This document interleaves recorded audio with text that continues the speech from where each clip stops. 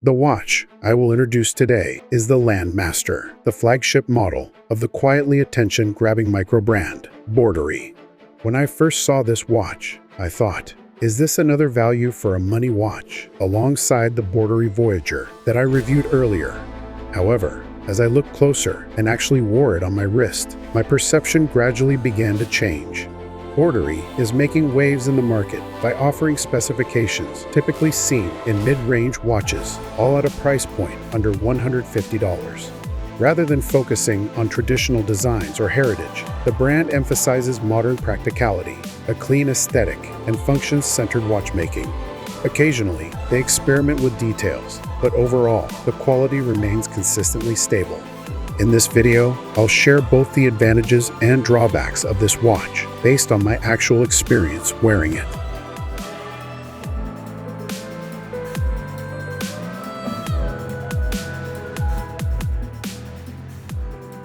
The Landmaster features a case diameter of 38mm and a lug-to-lug length of 48mm, making it relatively compact in size. But more important than the numbers themselves is how the watch interprets and expresses them. The case is made of matte titanium, and its deep gray tone gives off a rugged tool-like appearance. The non-glossy finish reinforces the impression of a practical instrument. However, the lug design is long and straight, which results in a structurally elongated proportion. As a result, the watch may appear to float slightly above the wrist, especially for those with thinner wrists. This design feels different depending on wrist size. So, if your wrist is 6.3 inches or smaller, it's recommended to try it on before buying. That said, thanks to the reasonable case thickness and the uniquely light weight of titanium, the watch wears extremely comfortably, so much so that you might forget you're even wearing it. This feather-light feel is one of the biggest charms of the Landmaster. The watch is equipped with a box-shaped domed sapphire crystal. This dome not only enhances the aesthetics, but also bends and refracts light, creating a more three-dimensional visual experience on the dial. As expected from sapphire, it is highly scratch-resistant and unlikely to be damaged during normal daily use. However, this model does not include any anti-reflective coating. As a result, visibility can be compromised under strong lighting or when sunlight hits the glass directly. The white dial version, thankfully, experiences relatively less glare. On the other hand, darker dial versions such as black or navy can reflect more light, so dial color should be chosen carefully depending on your environment and preferences. The watch measures 13mm in thickness, but a portion of this is due to the domed crystal. On the wrist, it feels a bit slimmer and fits comfortably under most shirt cuffs, while still offering a solid presence. The crown is a large, 7.5mm coin-edge design that offers excellent grip and tactile feedback. It features a screw-down mechanism, allowing the watch to achieve a water resistance rating of 100 meters. However, one downside is that the crown protrudes slightly downward. On multiple occasions, my wrist brushed against the crown and was scratched. In situations where I moved my arms vigorously, the rough titanium texture even caused discomfort. This may vary depending on wrist shape, but personally, I think placing the crown at the 4 o'clock position would have improved comfort for a field-style watch. In this regard, the Voyager model from the same brand may be a more practical and comfortable alternative. The dial features a white base with a textured silver tone that gives it a subtle three-dimensional depth, avoiding any flat or boring impression. The black hour and minute hands, combined with large Arabic numeral indices, offer excellent contrast, ensuring top-tier legibility in this price range. The second hand is tipped with a bright orange arrowhead, adding a touch of energy to the otherwise composed dial. Though a small detail, it genuinely helps when checking the time at a glance.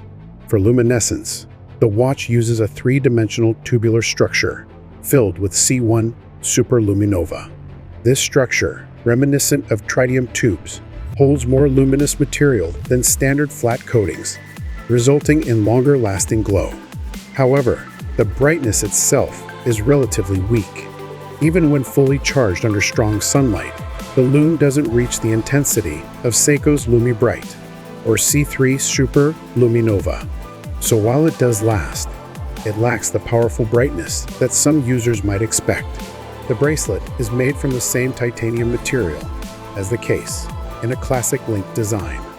It's extremely lightweight and barely noticeable during wear. However, the first link after the end link tends to lift off the wrist slightly. This small design flaw makes the already long lugs look even longer and detracts slightly from overall wearing comfort. The clasp uses a push-button mechanism and includes a two-step micro-adjustment slot, which helps fine-tune the fit. If you choose the bracelet version, you'll also receive a NATO strap in the package. If you choose the NATO-only model, you'll receive just one strap. For those who like to swap out straps frequently, the 20mm lug width is a real plus. The Landmaster pairs beautifully with vintage-style straps, such as sailcloth or suede leather, giving the watch a versatile, adaptive character. The case back is a solid screw-down design and features a fun illustration of a mountain landscape with an off-road vehicle, along with the Landmaster logo. It's a playful and thoughtful touch that adds personality. Inside is the reliable Seiko NH35 movement. It beats at 21,600 vibrations per hour, has a 41-hour power reserve, and maintains an accuracy range of 22 plus 40 seconds per day. It's a no-frills movement, but it's one of the most widely trusted in this price range, thanks to its durability, ease of service, and low cost of repair.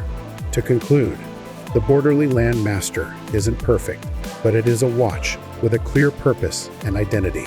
It brings together several standout features rarely seen at this price: a titanium case, sapphire glass, and three-dimensional lume.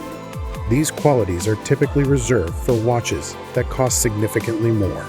Of course, there are drawbacks: the slightly uncomfortable crown placement and the bracelet fit design could be improved. However, the fact that we're even discussing such specifics at this price point may be proof that the watch exceeds expectations.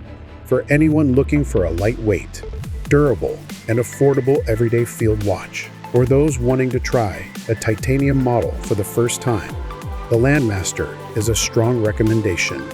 I was the Time Traveler. Thank you for watching.